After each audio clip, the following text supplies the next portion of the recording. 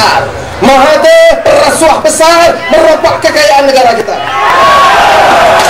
Anak-anak dia kaya raya, ratus juta ringgit satu orang.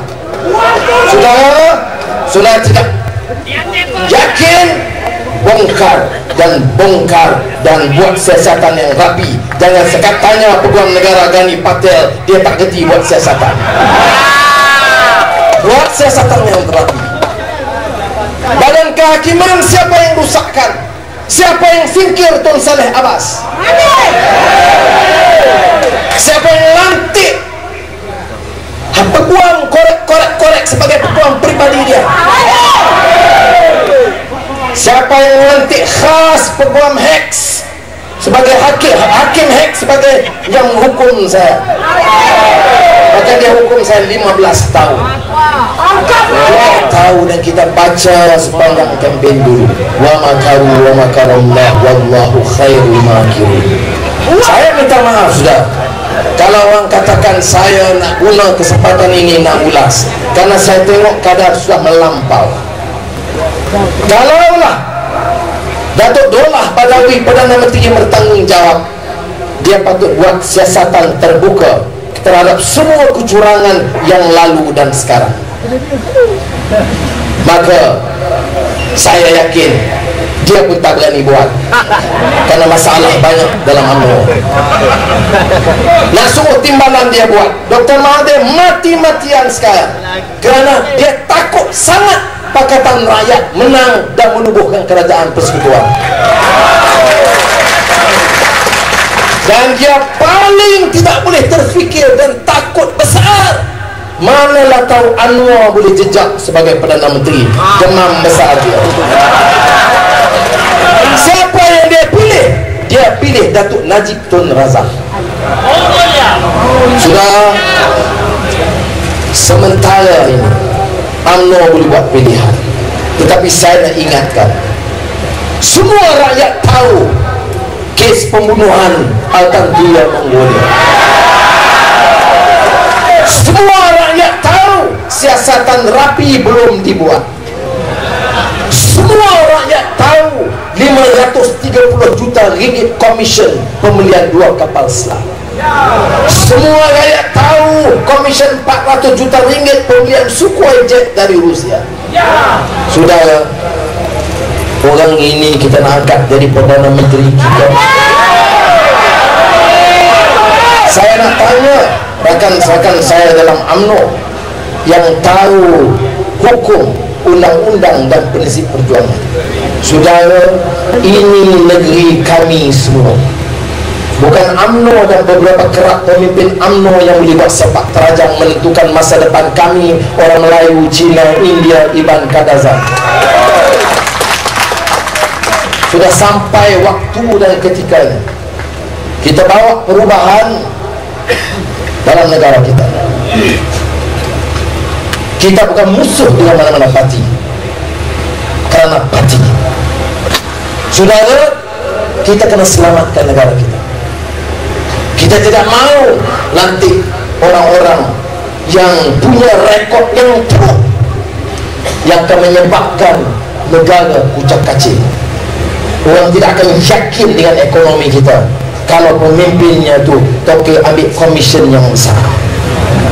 Saudara, kita kena selamatkan negara kita untuk seperti mana bapak-bapak, ibu-ibu kita dulu di Kelab Sultan Sulaiman merencanakan masa depan bangsa dan negara mereka. Saudara, politik mesti politik Malaysia baru. Kedudukan orang Melayu terjamin dan terbela. Kedudukan Islam dimartabatkan. Masjid-masjid diimarahkan, bukan dikongkong dengan satu suara dan datang puasa yang jarang pun ke masjid. Sebab itu dah Selangor, Kedah, Perak, Pulau Pinang dan Kelantan memilih untuk mengangkat jatuh kuasa masjid yang layak memimpin kegiatan di masjid. Saudara-saudara yang hormati sekalian, politik Malaysia baru ini bukan politik adu domba antara kaum. Orang Melayu diberi keyakinan dan kepercayaan memimpin karena mereka dilihat adil. Mereka mesti berjuang membela nasib orang Melayu, tapi mereka pertahankan hak rakan-rakan dan keluarga mereka, orang Cina, India, Iban dan Kadazan.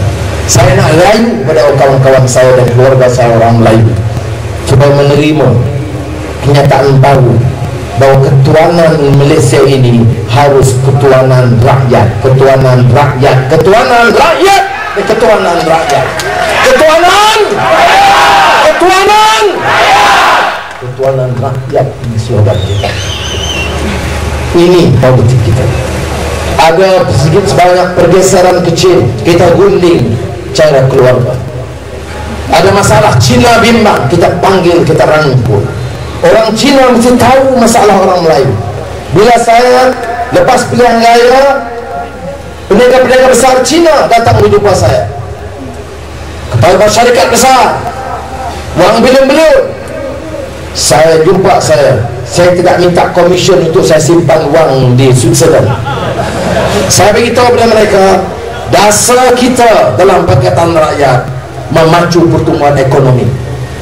Ekonomi sekarang berat, harga barang meningkat tinggi, harga minyak meningkat, hidup rakyat tertekan, harga barang keperluan semua naik, dan cara menangani oleh kerajaan UMNO Barisan Nasional tersangat lemah. Kalau ada masalah kita runding dengan baik. Orang Cina bimbang masalah pelajaran mereka, orang Melayu bimbang kerana mutu penguasaan bahasa kian rosok. Kita kena dapat dan rangkul semua, terima prinsip-prinsip ini dan angkat martabat bahasa kita. Bila kita angkat martabat bahasa kita, pemimpin Cina ada di sini, India, saya katakan, tanya saya tentang bahasa, kedudukan bahasa kebangsaan yang mesti diangkatkan, saya tidak akan tolak ansur sama sekali.